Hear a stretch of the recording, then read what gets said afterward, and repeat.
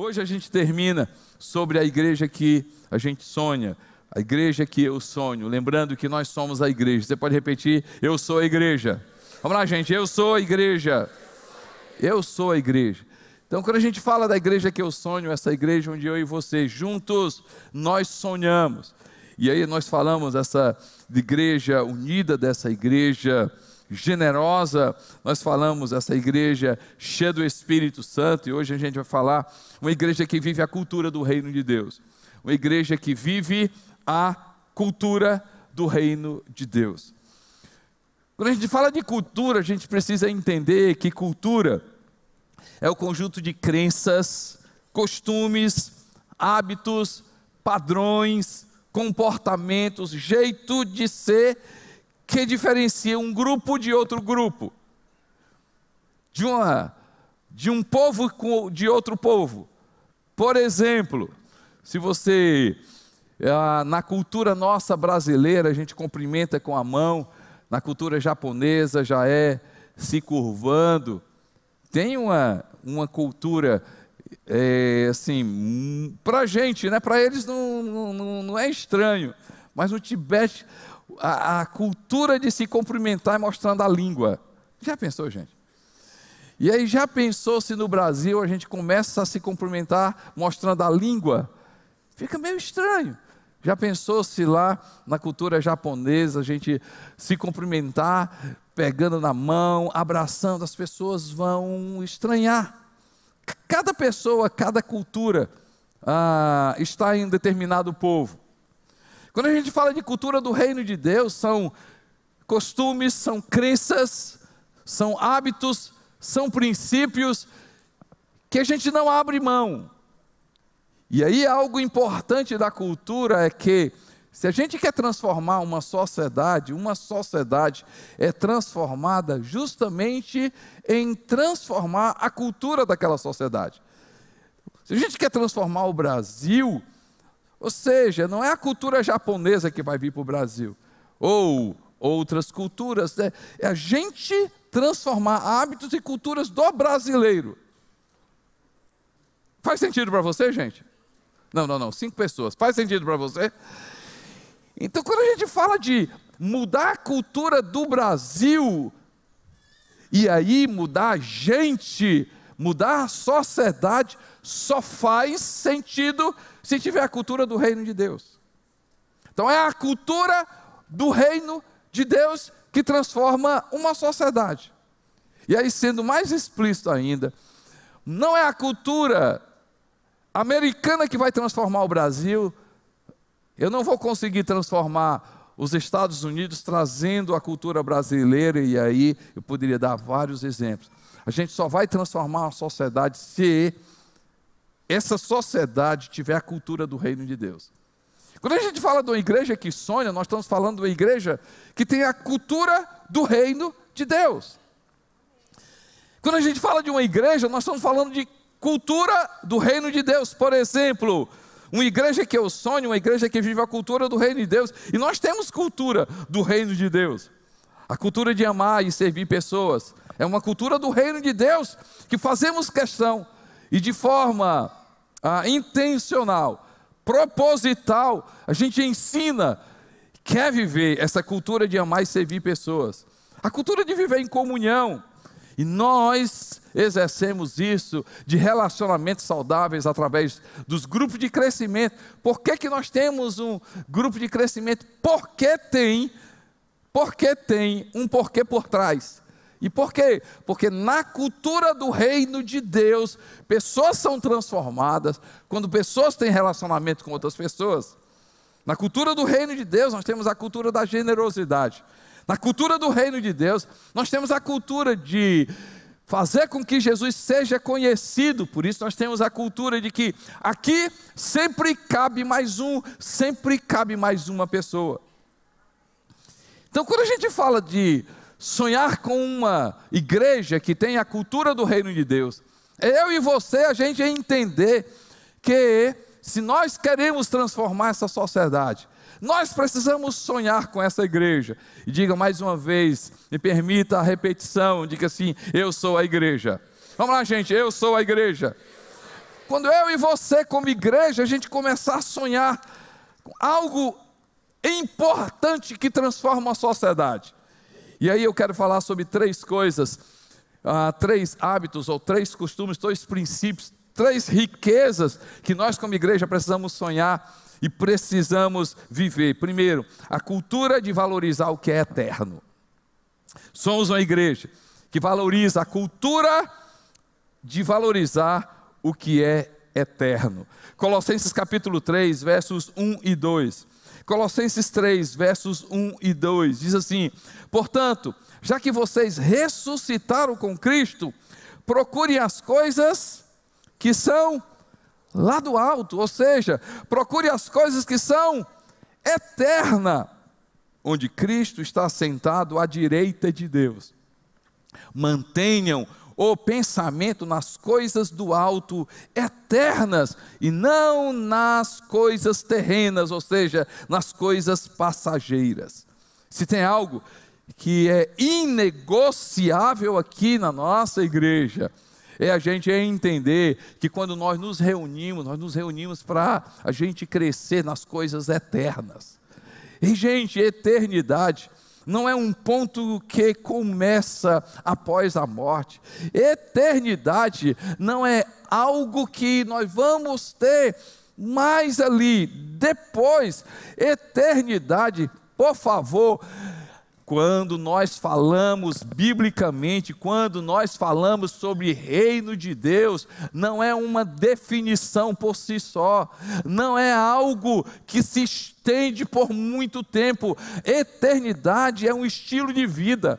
Quando eu e você, nós entregamos a nossa vida para Jesus, ou quando nos reunimos, ou quando trazemos alguém, ou quando convidamos alguém, nós estamos o quê? Eu não sei se você tem essa consciência, mas esse lugar é um lugar onde nós experimentamos e não negociamos isso, é inegociável, é algo que nós não negociamos. Quando nós nos reunimos como igreja, seja fisicamente, seja online, nós queremos dizer, queremos ter uma experiência com coisas eternas, queremos que Deus construa na nossa vida algo que não vai ser passageiro, queremos que Deus produza na nossa vida uma visão, crenças que não apenas são hábitos da segunda-feira, do domingo, mas hábitos que vão construir coisas eternas na minha vida e na sua vida. Ter eternidade na nossa vida é ter hábitos, é produzir hábitos, é deixar que o Espírito Santo na minha vida e na sua vida possa colocar hábitos na minha vida e na sua vida que não são apenas momentâneos, mas são coisas que constroem para a eternidade, que nunca mais vai acabar. Nunca mais vai acabar. E gente, quando a gente ama alguém, isso não é algo simplesmente para o hoje, isso é algo que muda a eternidade. E gente, quando nós participamos na vida de alguém, ou seja, quando nós comunicamos Jesus para a vida de alguém, não é simplesmente para sentar num banco, não é simplesmente para estar membro de uma igreja, aquilo ali vai mudar não apenas o hoje dele, vai mudar a eternidade da vida dela. E gente, quando a gente ora, nós não estamos mexendo com coisas para o hoje, nós estamos mexendo com coisas que vão mudar completamente a nossa história. Quando a gente busca Jesus, cada decisão minha e sua é uma decisão não apenas para saber o que é que eu vou comer, o que é que eu vou vestir, não apenas coisas materiais, mas quando eu e você nós buscamos a Deus, também é, Deus, eu quero que o Senhor me ajude para uma decisão na minha vida que vai mudar a minha história, vai mudar a vida de gente, vai mudar a eternidade. Então, vida eterna é algo, ou seja, uma igreja que nós sonhamos, é uma igreja que valoriza as coisas eternas, as coisas que para sempre vão estabelecer na minha vida uma mudança que tem impacto na eternidade, que não tem limites, que não tem limitação. E quando é que isso acontece? É quando nós damos lugar ao Espírito Santo. A gente falou muito bem, em uma parte da igreja que eu sonho, uma igreja que é conduzida pelo Espírito Santo. Ei, gente, sempre que você vier para a igreja, escute, sempre que você senta aqui, sempre que você decide vir para a igreja, queira, deseje, procure, deixe-se abrir, ei, abra o seu coração para que você receba o Espírito Santo, o Espírito Santo. Ei, gente, o Espírito Santo é a pessoa que produz eternidade na nossa vida. Essa experiência com Deus, esse conhecimento de Deus. Deixa eu ler alguns textos. Atos 2, 1 a 4. Atos 2, de 1 a 4, diz assim: chegando o dia de Pentecostes, estavam todos reunidos num só lugar, ou seja, em uma igreja. De repente veio do céu um som como de um vento forte, e encheu toda a casa. Encheu toda a casa na qual estavam assentados.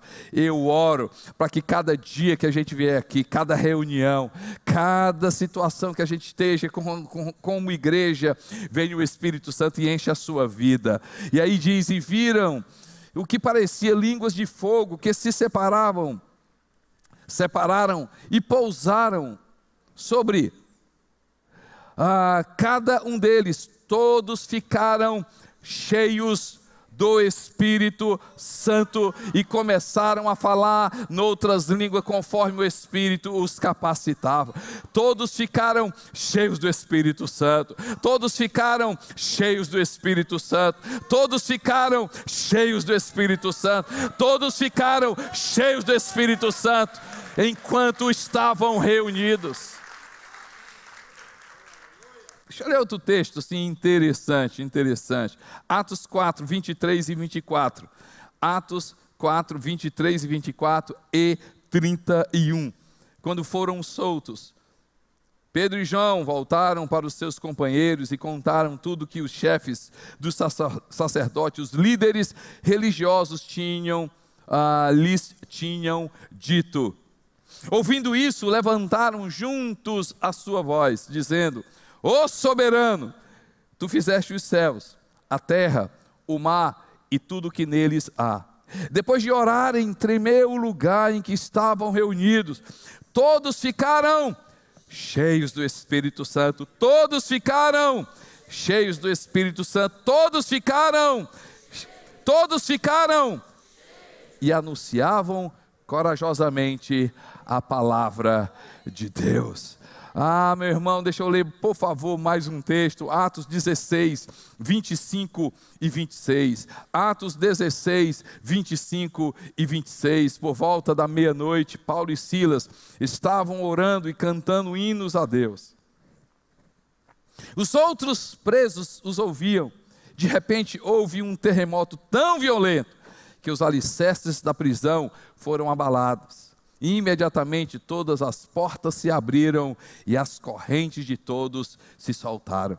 E gente, porque eles estavam orando, porque eles estavam buscando a Deus, porque o Espírito Santo mexeu, porque o Espírito Santo encheu, porque o Espírito Santo, porque o Espírito Santo, porque o Espírito Santo, porque o Espírito Santo. Se algo que nós não abrimos mão, cada reunião, cada momento que a gente está como igreja, eu sonho e eu quero que você sonhe, cada dia que a gente esteja aqui, não seja mais um domingo, não seja mais uma reunião, não seja simplesmente um compromisso que eu cumpro, não seja simplesmente um lugar que eu vou, não, mas um encontro com Deus, onde o Espírito Santo enche a minha vida, onde cadeias são quebradas, onde Deus é revelado, onde Jesus é revelado, onde a gente chega aqui com dívidas, a gente sai aqui completamente pago, onde a gente chega aqui com algo no coração que não nos faz bem, mas por causa do Espírito Santo,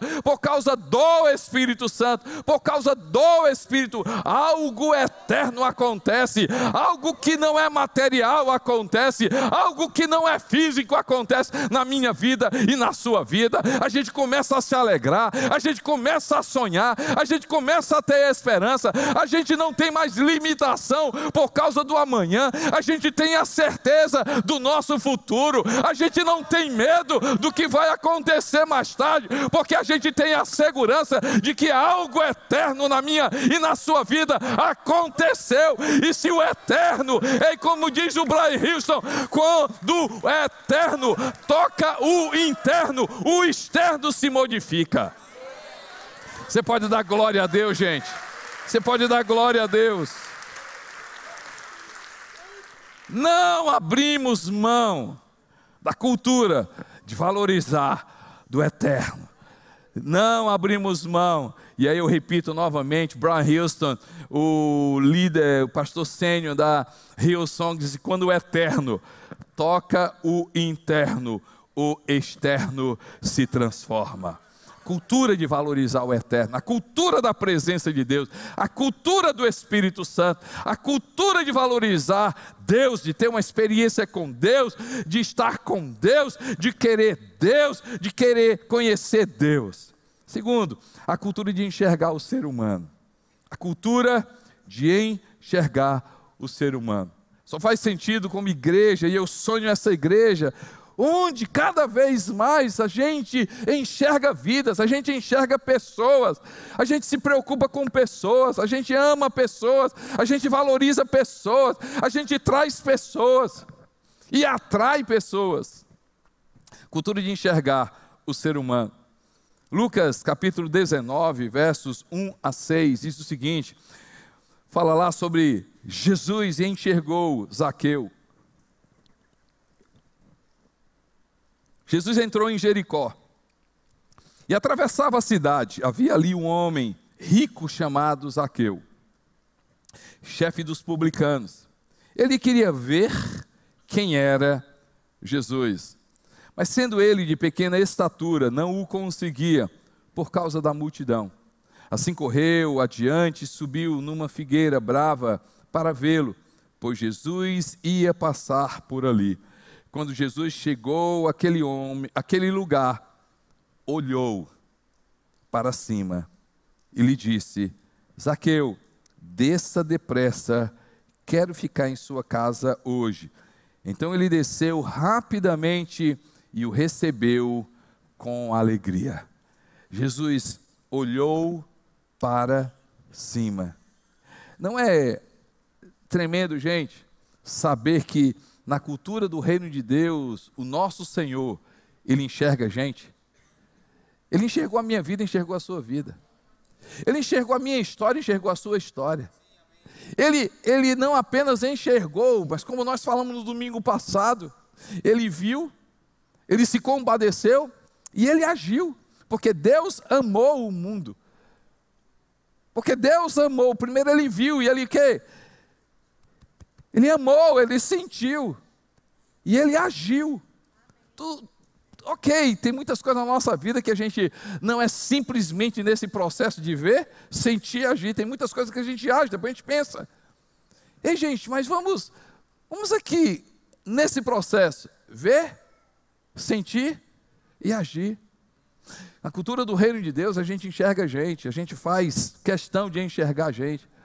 E na cultura do reino de Deus, a gente enxerga a gente como cada pessoa tem uma história, cada pessoa é amada por Deus, cada pessoa nessa igreja tem o seu valor. Como cultura do reino de Deus, nós enxergamos gente, não pessoas melhores do que a outra, não eu me sentindo melhor do que as outras, mas saber que todo mundo aqui está no processo de transformação, amém, gente?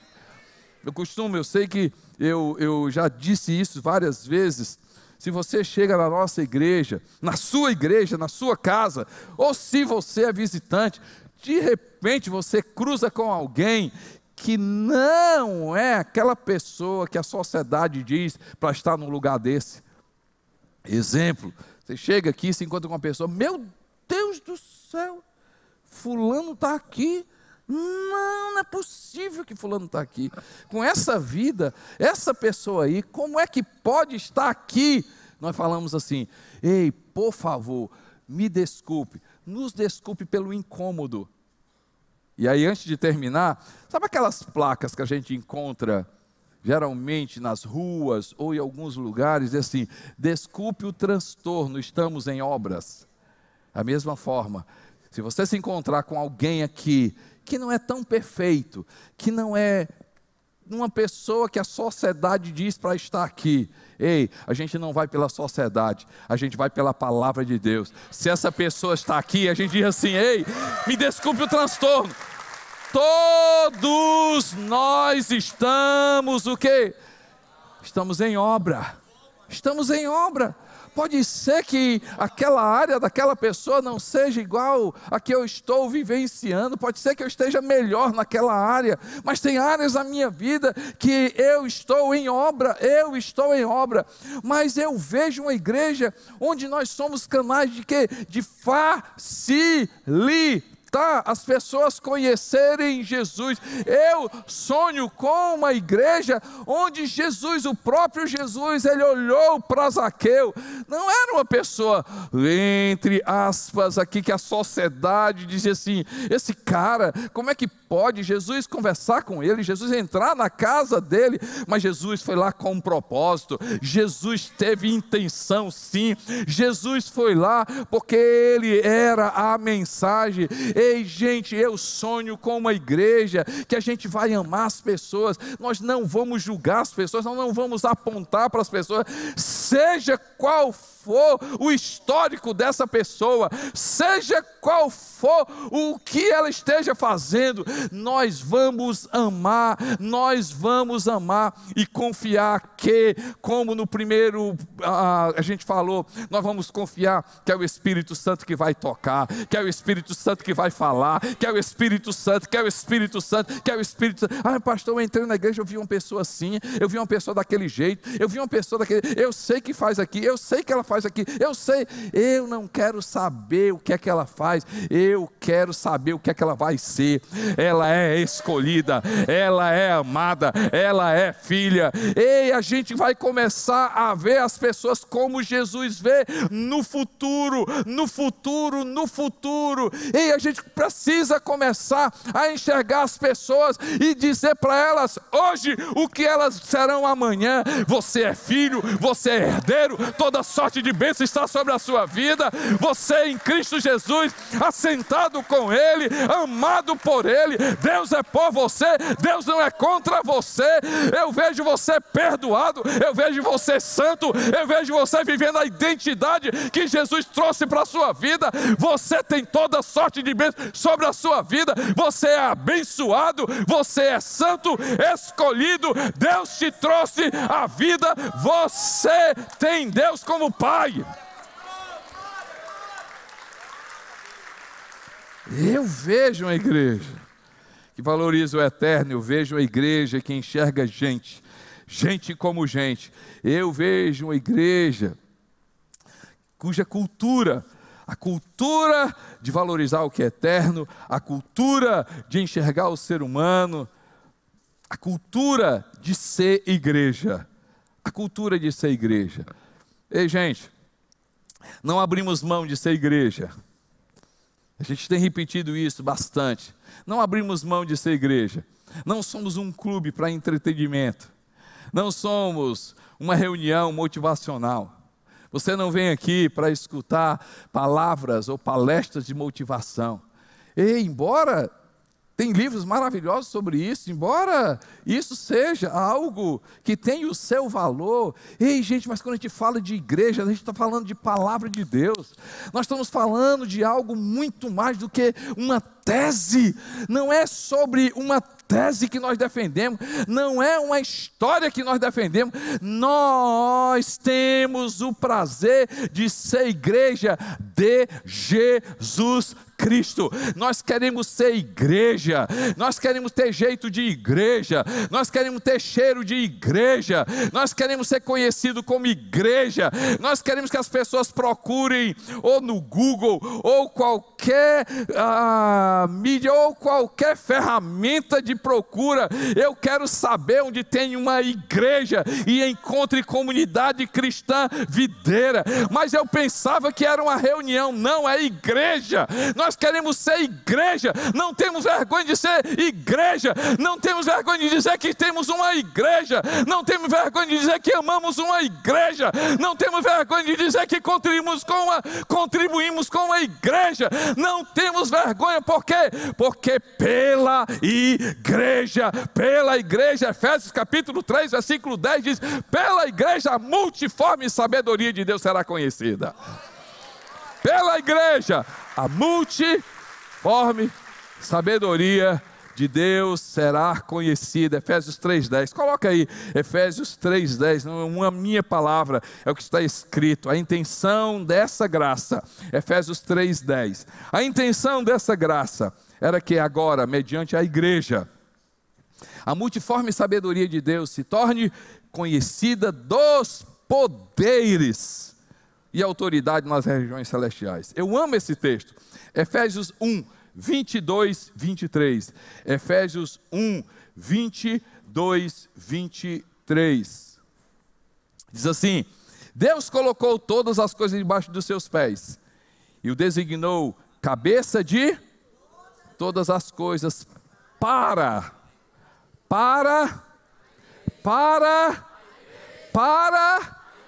que é o quê? A plenitude daquele que enche todas as coisas em toda e qualquer circunstância. Por que nós amamos a igreja? Porque a igreja é Jesus. Como assim? Igreja é Jesus? Não, igrejas são 4 paredes. Não, igreja é CNPJ. Igreja é razão social. Ei, gente, isso aqui é para a gente se reunir. Isso aqui é para a gente ter um ambiente. Nós precisamos de 4 paredes. A igreja não são 4 paredes, mas 4 paredes nos ajudam a ser igreja. A gente precisa de CNPJ, a gente precisa de contabilidade, a gente precisa ser íntegro, a gente precisa seguir o quê? Regras contábeis, princípios contábeis. Nós precisamos. Agora, gente, deixa eu te falar uma coisa. Isso aí é para a sociedade. Mas quando a gente fala de igreja, a gente está falando que é o corpo de Cristo. Deixa eu contar um texto, uma história para vocês. Vocês sabem a história do apóstolo Paulo.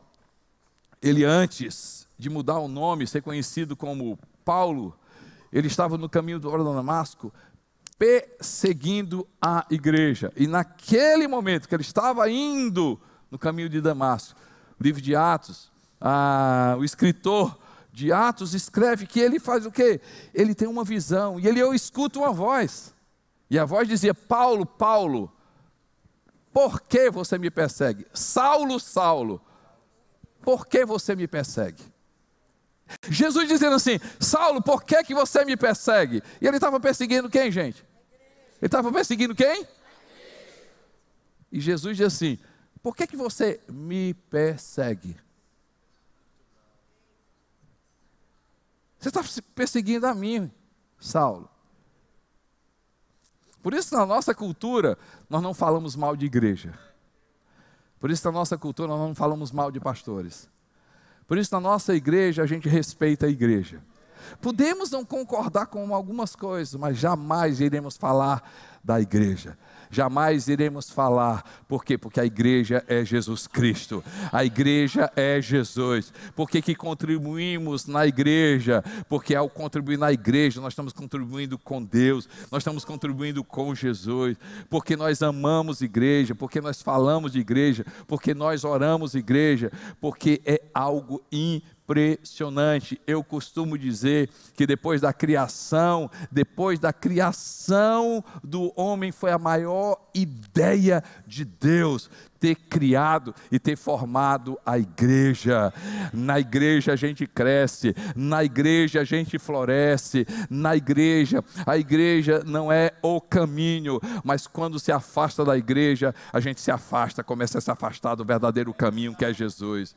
A igreja não é a verdade é Jesus, mas é impressionante, quando a gente começa a se afastar da igreja, a gente começa a cair nas mentiras de Satanás. A igreja não é a vida é Jesus, mas é impressionante, a partir do momento que a gente começa a se afastar do relacionamento, do ambiente igreja, a gente começa a perder a vida, a perder o sentido da vida. Gente, se tem algo que a gente ama, se chama igreja. Se é algo que a gente valoriza, é igreja.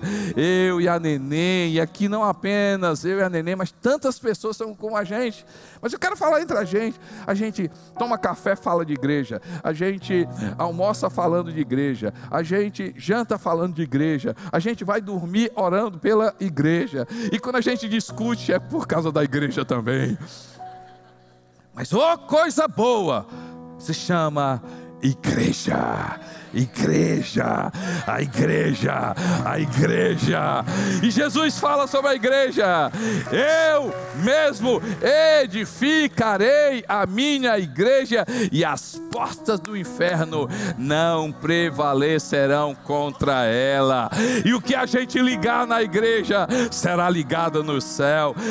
Meu irmão, deixa eu te falar, nós temos o privilégio de estar no melhor lugar, nós temos o privilégio de contribuir com algo que realmente faz com que as trevas se tremam. Se tem algo que a igreja faz, é a representação do reino de Deus, e nós vamos fazer com que essa igreja seja linda, nós vamos fazer com que essa igreja seja santa, nós vamos fazer com que essa igreja brilhe, nós vamos fazer com que essa igreja seja lugar para os refugiados, as pessoas deprimidas. Nós vamos fazer com que nessa igreja cada pessoa seja amada, nessa igreja cada pessoa encontre o seu propósito, nessa igreja as pessoas conheçam Jesus Cristo, nessa igreja as pessoas aprendam a palavra de Deus, nessa igreja a criança cresça, nessa igreja o adolescente tenha prazer, nessa igreja o viúvo, o divorciado, as famílias e os idosos possam encontrar. Nós vamos fazer com que essa igreja, cada dia que a gente chegar nessa igreja,